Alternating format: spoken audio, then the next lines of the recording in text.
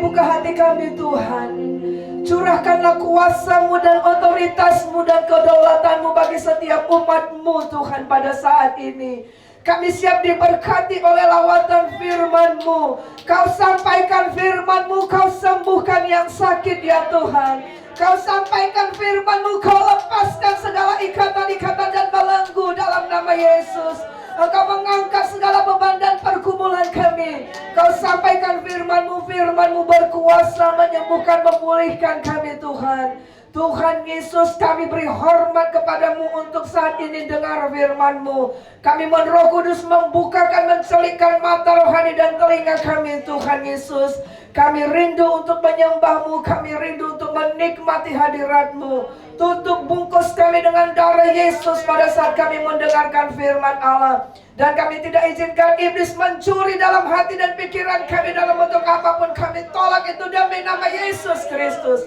Anugerah-Mu turun ke atas kami, urapan-Mu turun ke atas kami, pewahyuan-Mu turun ke atas kami. Terima kasih Tuhan, kami sambut firman-Mu dengan hormat. Haleluya, amin. Shalom. Shalom. Puji Tuhan, selamat pagi semua saudara yang terkasih dalam nama Yesus. Selama Tuhan beserta dengan kita, kita akan melihat mujizat Tuhan. Betapapun panjangnya padang gurun yang kita lalui, betapapun banyak masalah yang kita lalui, selama Tuhan beserta dengan kita, selama kita menyembah Tuhan, pasti mujizat Tuhan terjadi. Amin saudara. Dan itu berbicara, saudaraku, adalah seperti firman Allah minggu yang lalu. Ketika kita tetap menjaga hadirat Tuhan, di situ ada perkenanan Tuhan, di situ juga ada mujizat Tuhan. Amin, saudara. Mari kita akan bangkit berdiri bersama-sama. Kita akan baca dalam kitab Bilangan pasal yang ke-13. Hari ini tema kita adalah generasi terpuji yang masuk tanah perjanjian. Saudara, jangan sampai kita datang beribadah, jangan sampai kita melayani Tuhan, jangan sampai kita pikir bahwa kita ada dalam hadirat Tuhan dan masuk surga, padahal tidak. Pada saat ini dengar benar-benar firman Tuhan. Kita baca dalam Bilangan 13 ayat yang ke-13 sampai dengan ayat yang pasal 13 ayat 17 ya, sampai dengan 33. Ya, 1, 2 ya. Maka Musa menyuruh mereka mengintai tanah Kanaan. Katanya kepada mereka, pergilah dari sini ke tanah Negeb dan naiklah ke pedungan. Dan amatilah bagaimana keadaan negeri itu. Apakah bangsa yang mendiaminya kuat atau lemah? Apakah mereka sedikit atau banyak? Dan bagaimana negeri yang didiaminya? Apakah baik atau buruk? Bagaimana kota-kota yang didiaminya? Apakah mereka diam di tempat-tempat yang terbuka atau di tempat-tempat yang berkubu?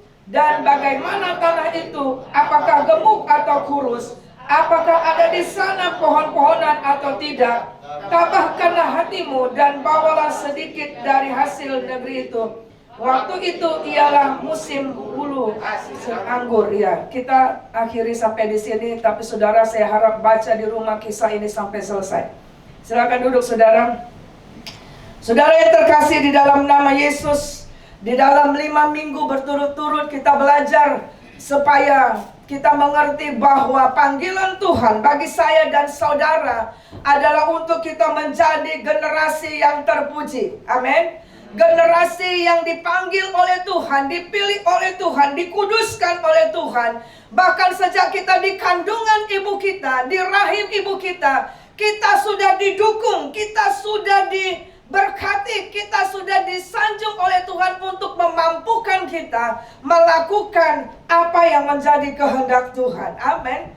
Supaya Tuhan menolong kita menjadi serupa dengan Kristus, menyalibkan kedagingan, menyalibkan keinginan dunia, dan memiliki karakter Kristus. Itu Tuhan sudah berikan kekuatan dan kuasanya sejak kita di kandungan ibu. Tetapi masalahnya adalah kenapa orang bisa meninggalkan Tuhan, dari yang terpuji tidak terpuji. Minggu lalu kita belajar karena dia tidak menjaga hadirat Tuhan. Dia menganggap remeh keselamatan. Dia bermain-main dengan Tuhan, bermain-main dan tidak menggunakan waktu dengan Adam. Nah, saudara yang terkasih, dalam Kejadian 1 ayat 26 sampai dengan 27, di situ jelas dikatakan bahwa generasi terpuji adalah generasi yang memiliki keserupaan dengan Kristus. Dari sejak kita dibentuk oleh Tuhan. Di dalam Kejadian 1 ayat 27, mari kita akan baca sama-sama ayat ini. 1, 2 ya. Maka Allah menciptakan manusia itu menurut gambarnya. Menurut gambar Allah diciptakannya dia. Laki-laki dan perempuan diciptakannya mereka. Nah, saudara yang terkasih, Tuhan menciptakan jelas, saudara, laki-laki dan perempuan. Ya, jadi di luar itu bukan kehendak Tuhan. Amin. Jadi kalau ada penyimpangan-penyimpangan, cepat cari Tuhan. Harus dipulihkan gambar dirimu. Karena Tuhan tidak menciptakan kita abu-abu. Amin. Jelas, saudara. Dan di sini dikatakan jelas bahwa kita itu diciptakan segambar dan serupa Tuhan. Itulah makanya kenapa dia hadir ke dunia ini, supaya memulihkan gambar diri kita yang rusak karena dosa. Supaya saudara kita menjadi serupa dengan Kristus. Artinya kita harus dipulihkan gambar diri kita yang rusak karena dosa. Yang tadinya pola Tuhan sudah membentuk engkau dan saya memiliki karakter kerajaan surga. Tetapi karena dosa dan keinginan dunia, kita menjadi rusak. Tetapi saudara yang terkasih, lihat di sini, itu makanya kenapa Tuhan berkata, siapa yang tidak dilahirkan dari air dan roh, dia tidak akan masuk dalam kerajaan surga. Apa maksudnya? Kalau kita tidak dipulihkan menjadi gambar diri kita kembali seperti ciptaan Tuhan bagi kita. Ketika pertama Tuhan menciptakan manusia itu menjadi gambar dan dirinya Tuhan, dan itu berarti menjadi ciptaan yang baru. Itu berarti karakter dan keinginan dosa dan dunia diganti menjadi karakter surgawi. Itu tidak akan bisa masuk kerajaan surga. Itu Tuhan katakan dalam kitab Yohanes, saudara. Mengalami keserupaan dengan Kristus, kita belajar, saudara, itu memerlukan proses, saudara. Memerlukan proses setiap hari. Lahir baru itu adalah proses terus sampai akhir kehidupan kita, saudara. Ya, kalau kita dalam hidup kita ada jatuh bangun, jangan lama-lama jatuh, cepat bangun, cepat berlari kembali kepada track record yang Tuhan sudah beri kepada kita. Itu makanya saudara mengalami keserupaan dengan Kristus. Di dalam proses itu kita perlu dimuridkan, kita perlu digembalakan, kita perlu tetap dalam asuhan. Karena kita perlu bertumbuh, menanam nilai-nilai bagi kita sebagai warga jemaat maupun anak-anak kita yang dalam asuhan kita, saudaraku yang terkasih. Mari kita akan baca dalam kitab Yohanes pasal 3 ayat 3. Ayat itu berkata apa, saudara? Yohanes 3 ayat 3. 1, 2, ya. Yesus menjawab, katanya, Aku berkata kepadamu, sesungguhnya jika seorang tidak dilahirkan kembali, ia tidak dapat melihat kerajaan surga. Kalau kita tidak menerima kuasa salib Kristus, kita tidak percaya bahwa Allah turun menjelma, firman itu menjelma menjadi manusia, Yesus Kristus yang adalah gambaran dia sendiri, yang adalah Allah itu sendiri untuk menyelamatkan kita, untuk memulihkan kita, menebus kita dari dosa kita, sehingga memulihkan gambar diri dan kita masuk dalam dilahirkan kembali. Kalau kita menolak dilahirkan dari air dan roh, Tuhan bilang, apa saudara? Melihat saja nggak bisa, apalagi masuk. Kalau kita menolak untuk bertobat, kita menolak untuk sungguh-sungguh dalam hadirat Tuhan, kita mau bermain-main seperti Simpson minggu yang lalu, lihat saja kagak bisa, saudara, apalagi masuk, saudara. Dan banyak hal yang orang tidak mengerti. Dia pikir kalau sekali aku selamat, selamanya selamat. Tidak ada konsep Alkitab demikian. Karena kemarin minggu lalu kita belajar, baik Simpson, baik Saul, dia berkata, dia tidak tahu bahwa roh Allah telah meninggalkan dia. Kalau kita tidak dengan sengaja menjaga hadirat Tuhan, roh Allah meninggalkan kita, kita tidak tahu, saudara. Kalau roh Allah sudah meninggalkan kita, bagaimana kita akan bisa dituntun mempunyai karakter Kristus. Bagaimana kita akan dituntun di dalam track yang benar kepada surga yang benar, saudaraku. Yohanes 3 ayat 5 Tuhan berkata begini. Jawab Yesus, sama-sama yuk. Aku berkata kepadamu, sesungguhnya jika seorang tidak dilahirkan dari air dan roh, ia tidak dapat masuk dalam kerajaan Allah. Itu kenapa makanya ketika orang terima Yesus sebagai Tuhan dan Juru Selamat, maka dia harus buktikan dengan dia apa? Dia mau ditenggelamkan di dalam air, sebagai wujud bahwa segala dosa kehidupannya punya komitmen ditenggelamkan, dikubur dalam kematian Yesus, dan dia bangkit dalam kebangkitan yang hidup. Hanya generasi terpuji yang menjadi serupa dengan Kristus yang akan masuk tanah perjanjian. Amin, saudara. Ya, sama dengan kita, saudaraku yang terkasih. Kita punya anak, kita punya keluarga, saudaraku, ya. Gak mungkin kita akan masukkan orang ke rumah kita kalau kita nggak tahu dia adalah anak kita. Ada orang yang hanya diizinkan di depan, apa saudara? Di depan pagar. Gojek misalnya, online ya. Itu nggak mungkin masuk ke dalam kamarmu, karena kamu tahu dia orang asing. Tetapi kalau anakmu yang pulang sekolah dan dia katakan, mama, mama, itu nggak mungkin anakmu ada di depan saja. Dia bisa mengakses semua ruangan yang ada di rumah kita.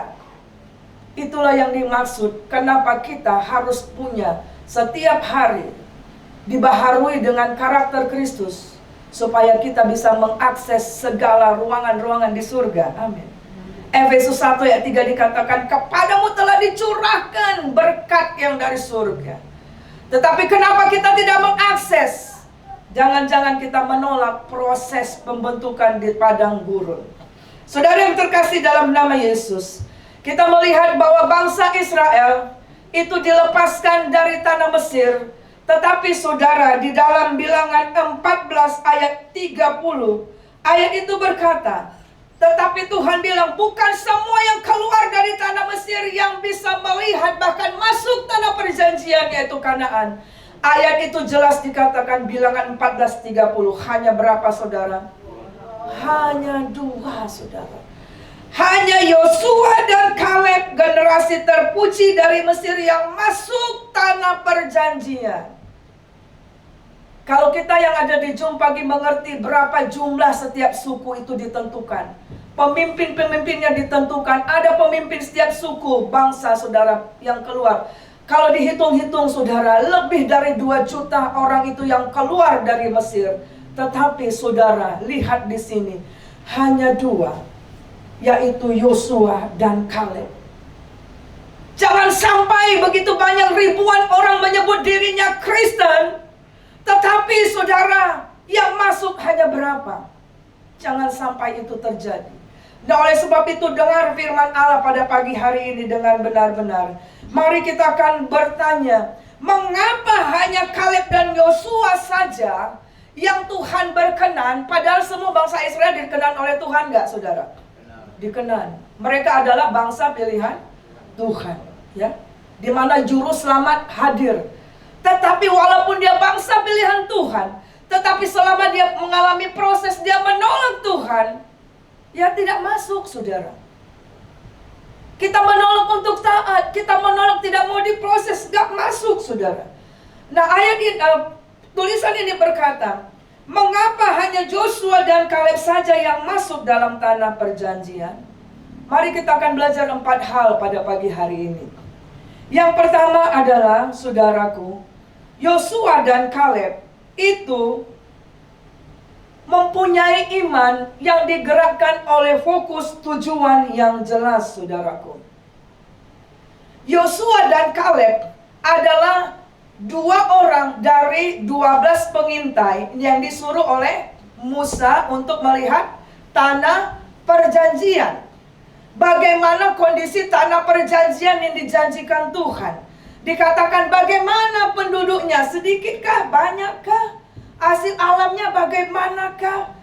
Dan Yosua dan Kaleb sudah melihat dan menyaksikan. Bahkan kalau kita lihat mereka membawa hasilnya itu. bersama-sama dengan 12 pengintai itu.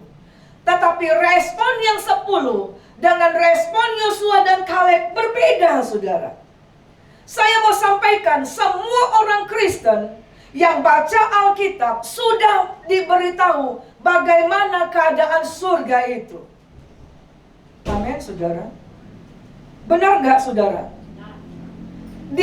Kalau kita baca, kalau engkau baca firman Tuhan dari Kejadian sampai Wahyu, terutama Wahyu, ya, itu kita sudah tahu, sudah diberitahukan seperti Yosua dan Kaleb sudah tahu bagaimana kondisi di surga.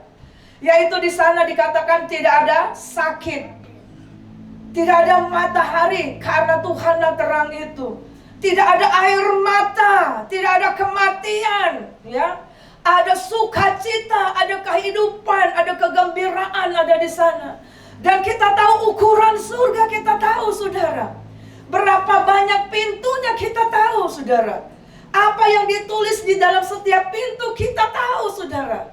Kalau saudara masih lihat saya bingung-bingung, saya takutnya saudara tidak baca Alkitab. Di situ disampaikan, bahkan di situ ada sungai yang mengalir. Wah, semuanya kita tahu, saudara.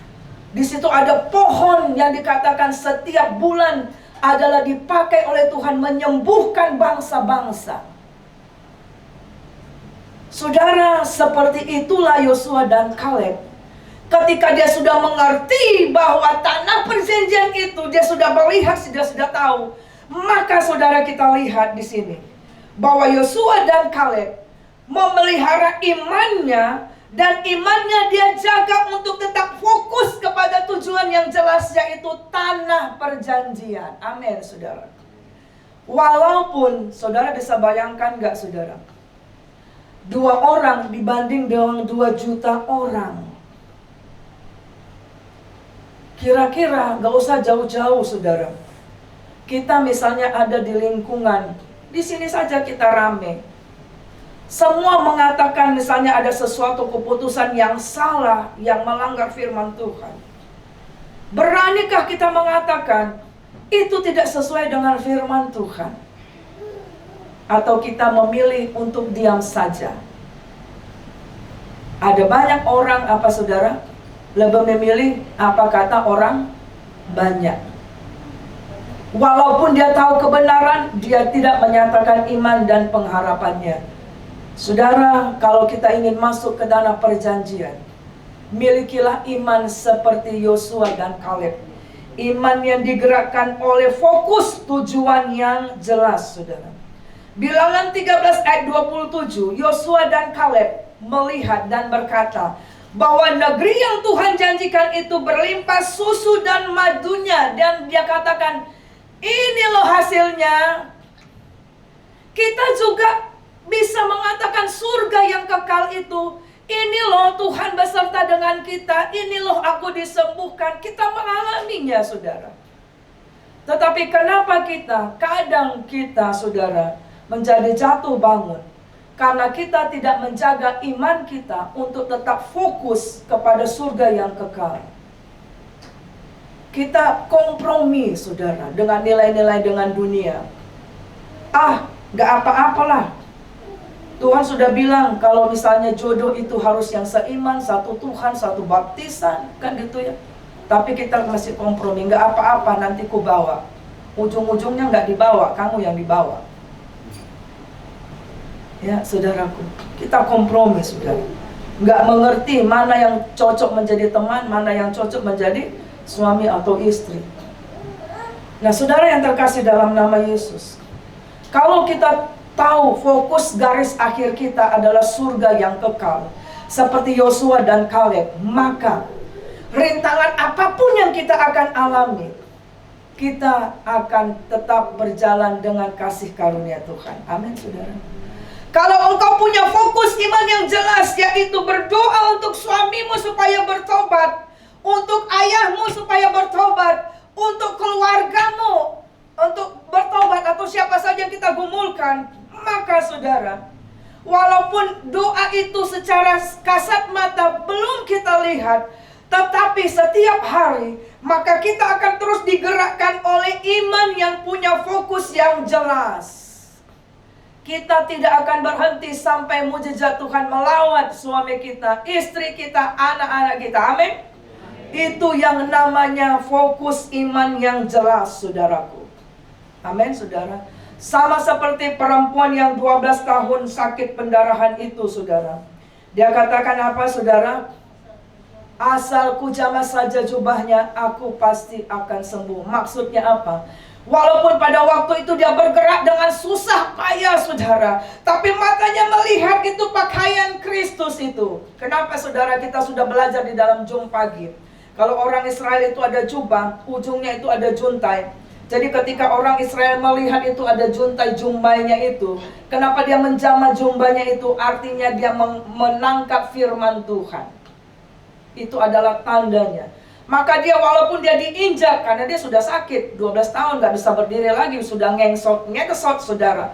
Tapi dia mau percaya apapun. Ada orang mungkin menginjak dia, ada orang mungkin mengatakan diam kau, kan gitu ya. Dan apa segala macam, tapi dia terus melangkah. Dan itu yang membuat Tuhan bilang, anakku, imanmu menyelamatkan engkau. Dan engkau sembuh pada saat itu.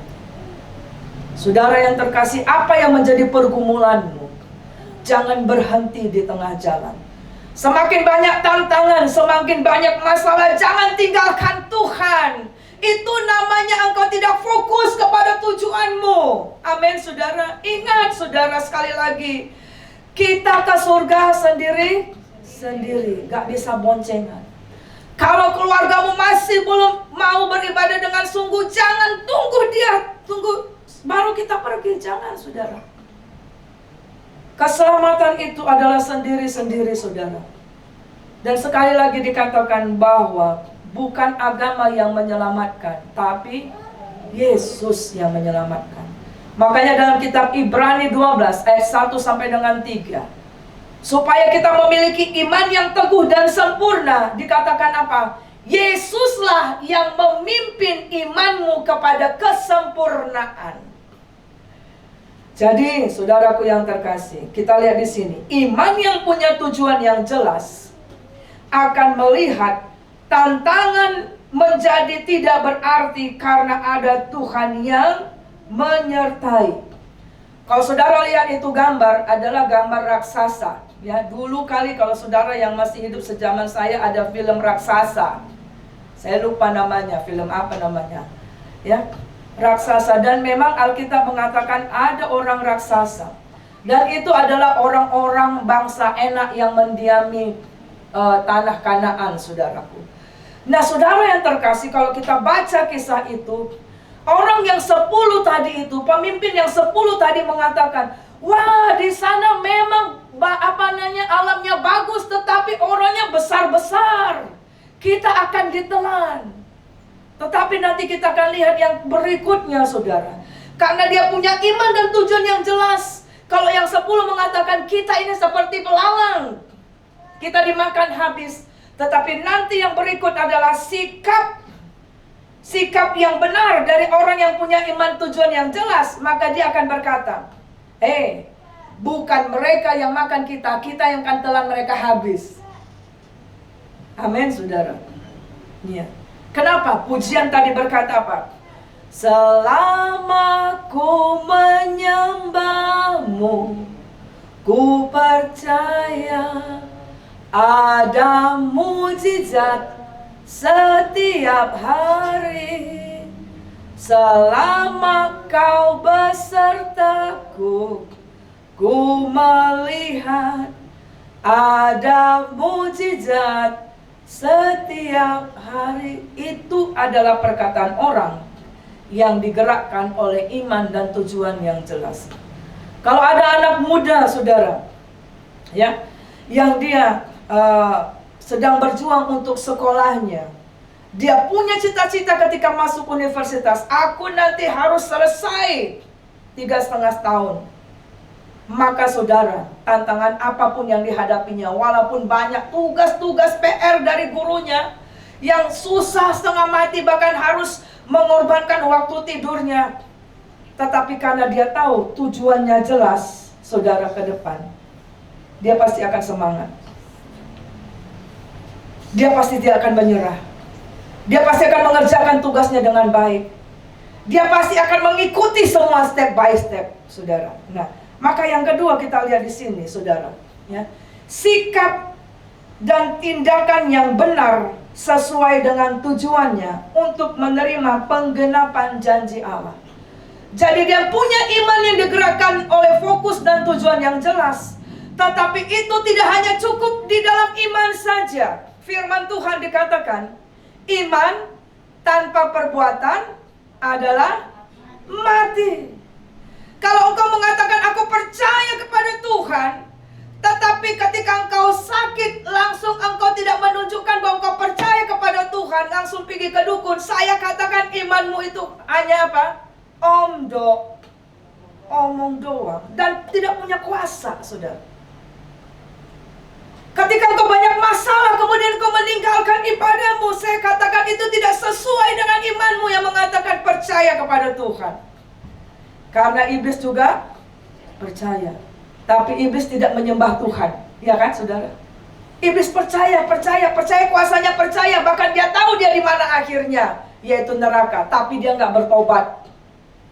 Makanya Tuhan Yesus nggak mati untuk menebus si setan, tapi dia mau menebus kita. Karena kita diciptakan segambar dan serupa Allah.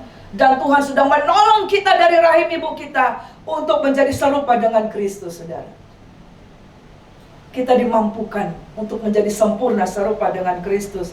Maka itu, saudaraku yang terkasih, milikilah sikap tindakan yang benar sesuai dengan imanmu. Makanya Yesus selalu berkata, ibu, anakku, imanmu jadilah seperti imanmu. Nah, saudara yang terkasih, mari kita akan lihat di dalam kitab Bilangan 13 ayat 30 sampai dengan 33. Mari kita akan baca ini.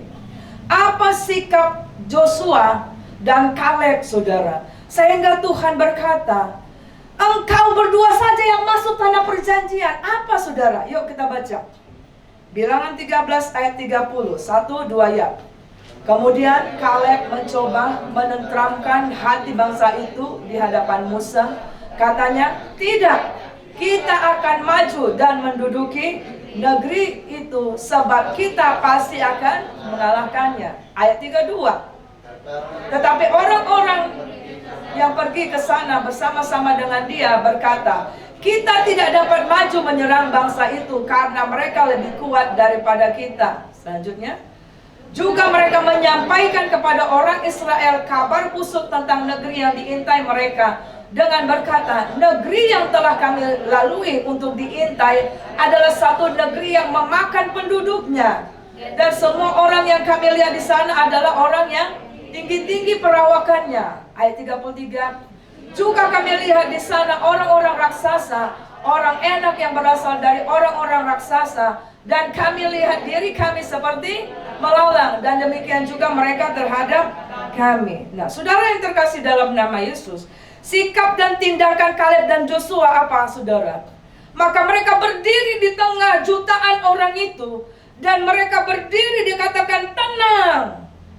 Dia menghalau juga kabar, dikatakan tadi apa? Kabar busuk. Jadi kalau engkau mendengar satu berita yang membuat imanmu menjadi lemah, Alkitab berkata itu kabar busuk. Amin, saudara. Dan tidak perlu engkau dengar, dan engkau harus menenteramkan orang-orang yang sudah sempat dengar kabar busuk itu. Kalau sekarang namanya hoax, saudara. Hoax, ya. Nah, dia menenteramkan, Kaleb menenteramkan hati bangsa itu dari kabar busuk yang disampaikan 10 pengintai. Nanti kita akan lihat di dalam Bilangan 14, karena kabar busuk itu, saudara, akhirnya dalam Bilangan 14 seluruh bangsa Israel berontak kepada Musa, saudara. Kabar busuk, negatif, itu punya, saudara, membuat orang menjadi apa? Kacau, menjadi terpecah belah, menjadi bersifat arogan, membuat hal-hal yang tidak baik. Dan saudara lihat dalam Bilangan 13 tadi juga, dalam Bilangan 14. Pada waktu itu juga, ketika dia berdiri di situ, bayangkan saudara, saya mau sampaikan, kalau ada kerumunan orang demo, jangan saudara masuk di sana ya, atau saudara berhenti. Kenapa? Ada psikologi massa. Artinya gini, Karakter orang diubahkan ketika sudah menjadi masa. Makanya di situ ada biasanya apa? Lontar-lontar, menghancurkan fasilitas dan sebagainya. Seperti ini yang dialami Yosua dan Kaleb. Orang-orang itu ingin apa? Ayat itu dikatakan ingin melontari Joshua dan Kaleb dengan batu. Tapi saudara, dia tetap berdiri dan tetap berkata apa, saudaraku? Kita akan ditolong oleh Tuhan. Maka yang ketiga kita belajar di sini. Ya, yang ketiga. Tadi memiliki iman yang digerakkan oleh fokus tujuan yang jelas. Dia tetap jaga fokus. Dia tetap jaga hadirat Tuhan. Ya. Yang kedua adalah dia tunjukkan dengan sikapnya bahwa dia punya iman yang digerakkan oleh tujuan. Bahwa harus masuk di sana walaupun banyak tantangan. Ya. Dia punya sikap untuk menenteramkan, tenang, kita akan masuk itu. Tuhan beserta dengan kita. Nah, yang ketiga sangat penting. Sama-sama katakan. Mendeklarasikan iman yang jelas dan tegas. Kita akan bisa masuk dalam tanah perjanjian. Kita akan bisa memelihara iman kita walaupun banyak tantangan. Kita akan bisa membuat hidup kita sikap yang benar di hadapan Tuhan. Ketika kita setiap hari mendeklarasikan iman kita yang jelas dan tegas, artinya kita mendeklarasikan firman Tuhan, saudara, setiap hari. Ya.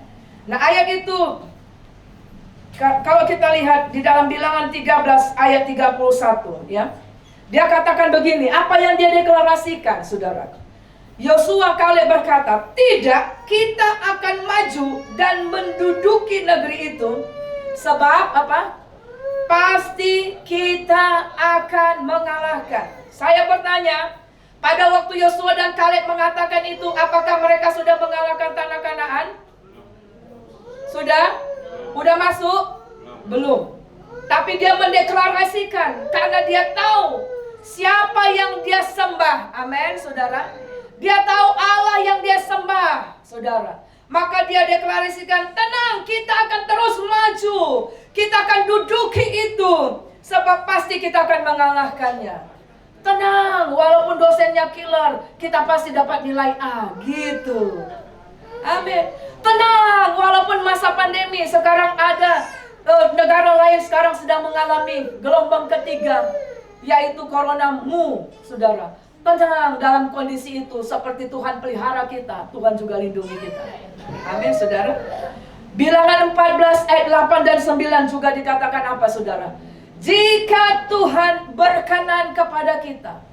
Dia deklarasikan, kalau aku sudah dibentuk dengan karakter Kristus, aku sudah dipulihkan dengan Kristus, pasti Tuhan akan berkenan kepadaku dan Tuhan pasti jawab doa. Itu maksudnya. Dan dia katakan, janganlah takut kepada bangsa negeri itu, sebab mereka akan kita telan habis. Itu adalah perkataan orang yang selalu apa? Mendeklarasikan, menyerukan selalu firman Tuhan, ya. Dan dia katakan yang melindungi mereka sudah meninggalkan mereka, sedang Tuhan menyertai kita. Nah, saat engkau melihat kakimu masih sakit, terus katakan, oleh bilur Yesus kaki, dengar tulang-tulang, ya, sembuhlah engkau.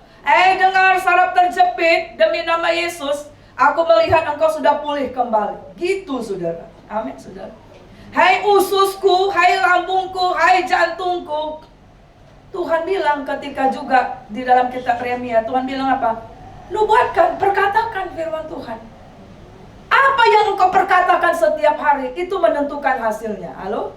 Makanya kita lihat yang keempat. Yang keempat adalah Yosua dan Kaleb itu tetap mengikut Tuhan dengan segenap hatinya. Artinya dia tetap taat dan tunduk kepada kepemimpinan Musa dan kepemimpinan Tuhan, tiang awan dan tiang apinya. Ya. Di dalam Bilangan 14 ayat 24 dan dalam kitab Yosua 14 ayat 9, Tuhan berkata sendiri kepada Musa. Tuhan bilang, karena Kaleb, ya, lain jiwanya, ia mengikuti aku dengan segenap hati. Saudara, orang yang mengikuti Tuhan dengan segenap hati, yang bisa taat, saudara, Orang yang mengikut Tuhan dengan tidak kompromi, yang akan bisa tetap taat dan tunduk kepada kepemimpinan Tuhan, saudara.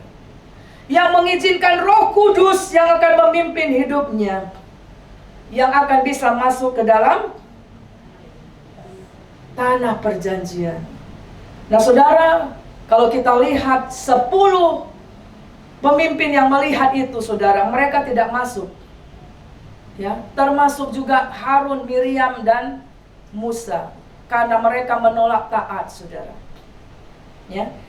Dan akhirnya, saudara, kalau kita tidak taat, kalau kita tidak mengikut Tuhan dengan sungguh-sungguh, saudara, enggak menjaga hadirat Tuhan, seperti Saul, seperti Simpson kemarin, maka saudara, intinya yang akan terjadi adalah pemberontakan. Kalau anak-anak enggak turut sama kita, sebenarnya dia sedang memberontak. Nah, itu aja, saudara, sederhana ya. Kalau dia nggak taat, dia terus-terus nggak mau dengar, sebenarnya sedang memberontak, saudara. Nah, pemberontakan itu artinya tidak mau taat dipimpin oleh Tuhan dalam perjalanan hidupnya. Nah, mari kita akan selidiki, apakah saya ini sudah mengikut Tuhan dengan sepenuh hati, taat kepada Tuhan. Ada 3 hal alat ujinya. Yang pertama adalah Bilangan 14 ayat 1 sampai dengan 3. Orang yang memberontak, orang yang tidak taat, yang pertama apa? Sama-sama yuk baca ini. 1, 2 ya. Bersungut-sungut membuat kita tidak sampai masuk tanah perjanjian. Apakah itu hanya konklusi? Tidak. Tapi Yesus berkata, firman Tuhan berkata berkali-kali, saya sebutkan 3 hal saja, bahwa ketika kita bersungut-sungut, Tuhan pastikan, firman Tuhan pastikan kita nggak masuk tanah perjanjian. Yang pertama kita lihat di sini, ya. Sama-sama yuk, sama-sama. 1, 2 ya. Sungut-sungut, tanda tidak mau mendengar suaranya. Dan ayat itu dikatakan tidak masuk tanah perjanjian. Tuhan bilang dalam kitab Bilangan 14 ayat 22 dan 23. Semua orang itu telah melihat kemuliaanku. Mereka sudah melihat tanda dan mujizatku yang kuperbuat. Tetapi mereka terus bersungut-sungut. Mereka makan roti malaikat, roti dari surga. Ada daging dikirimkan. Ada pemeliharaan Tuhan. Mereka tidak perlu ada listrik, ya. Kaki mereka nggak bengkak. Mereka bertambah banyak, saudara. Mereka dikuatkan untuk dapat berjalan. Tetapi mereka terus bersungut-sungut. Kita baca Bilangan 14 ayat 22 sampai dengan 23. Yuk. Sama-sama, 1, 2 ya. Semua orang yang telah melihat kemuliaanku dan tanda-tanda mujizat yang kuperbuat di Mesir dan di padang gurun, namun telah 10 kali mencobai aku dan tidak mau mendengarkan suaraku. Terus, pastilah tidak akan melihat negeri yang kujanjikan dengan bersumpah kepada nenek moyang mereka ini. Semua yang menista aku ini tidak akan melihat. Nah, saudara, kenapa kita tidak boleh bersungut-sungut? Karena di sini kita katakan, lihat di situ Tuhan catat 10 kali kau sudah bersungut-sungut. Kira-kira ketika kita nanti menghadap Tuhan, saudara, dibuka buku, Tuhan disebutkan berapa kali kita bersungut-sungut, ngomel-ngomel. Ayat itu dikatakan bangsa Israel pada waktu itu udah 10 kali. Jadi ketika kita ngomel-ngomel, saudara, sebenarnya kita langsung ngomong tuh sama Tuhan. Kita menista Tuhan, dikatakan kita nggak mau dengar suara Tuhan. Bangsa Israel, ayo lewat dari sini, nggak mau dia, saudara, nggak mau, saudara, menolak. Ya. Ayo doa, ibu ini doa-doa aja pun. Memangnya doa bisa langsung kita makan? Nah, sebenarnya kita menolak untuk berdoa. Itu sudah sederhananya. Ya. Yang kedua kita lihat di sini, sama-sama, yuk. Sungut-sungut, tanda ketidaktaatan, menimbulkan amarah Allah dan tidak akan masuk tanah perjanjian. Mari kita baca Ibrani 3, 16 sampai 19. Yuk. 1, 2, ya, Ibrani 3, 16 sampai 19. 1, 2 ya. Siapakah mereka yang membangkitkan amarah Allah? Sekalipun mereka mendengar suaranya, Bukankah mereka semua yang keluar dari Mesir di bawah pimpinan Musa? Dan siapakah yang ia murkai 40 tahun lamanya? Bukankah mereka yang berbuat dosa dan yang mayatnya bergelimpangan di padang gurun? 18.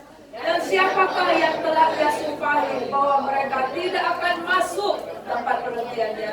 Bukankah mereka yang tidak taat?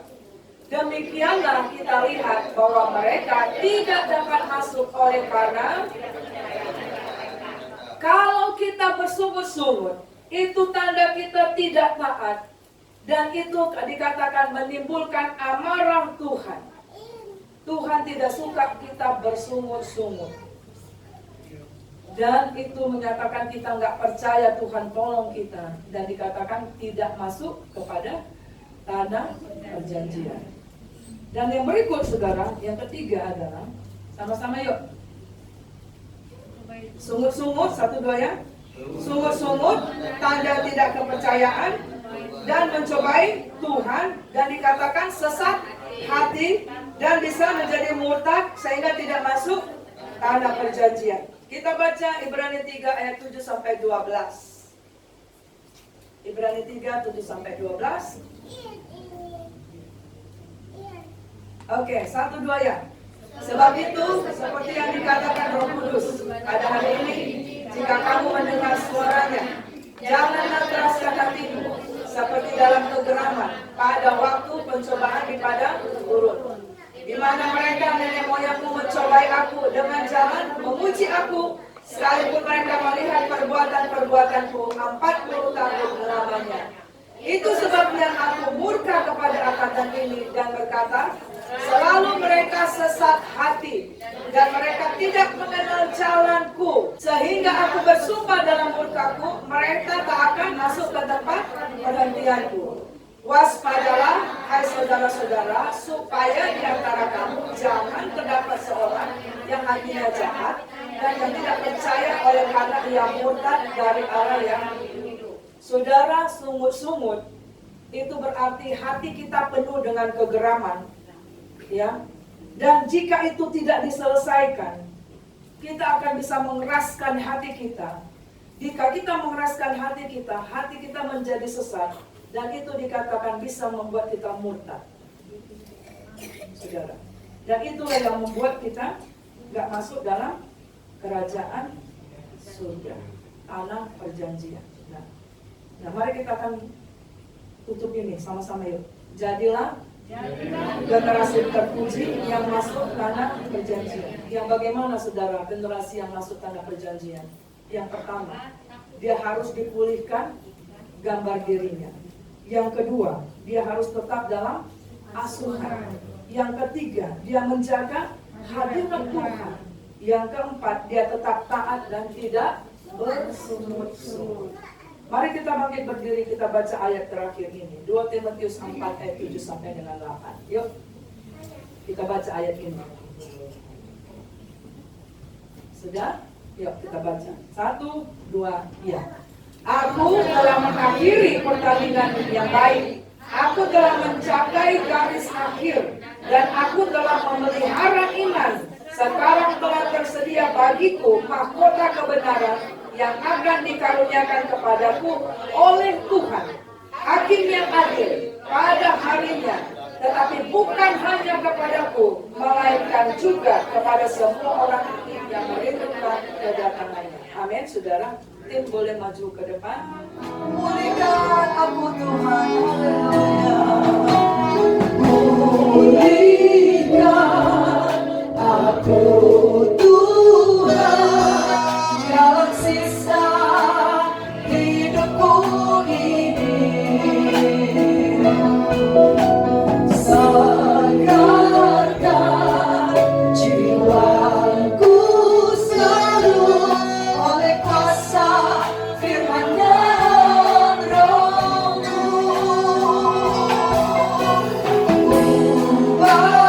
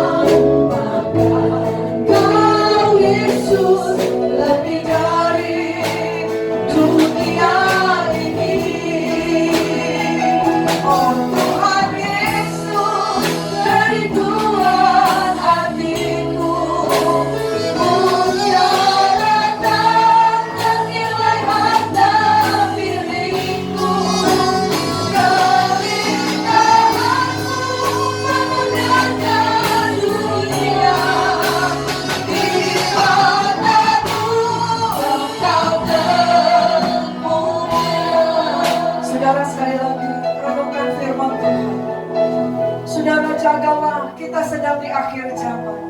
Jagalah jangan sampai imanmu gugur. Jagalah jangan sampai kita tidak masuk tanah perjanjian, saudara.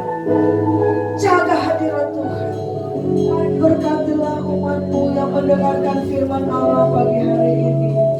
Tolong kami, kuatkanlah iman kami Tuhan, supaya keseharian kami di tengah dunia kerja, di dunia pekerjaan, di dunia rumah tangga, dimanapun kami berada, kami tetap memiliki iman yang jelas di hadapan Tuhan. Kami memiliki sikap dan tindakan yang benar sesuai dengan iman kami, bahwa selama kami menyembah Tuhan, selama Engkau beserta dengan kami, seberapa berat pun persoalan kami, seberapa mustahil pun Engkau bisa mengubah menjadi tidak mustahil Tuhan.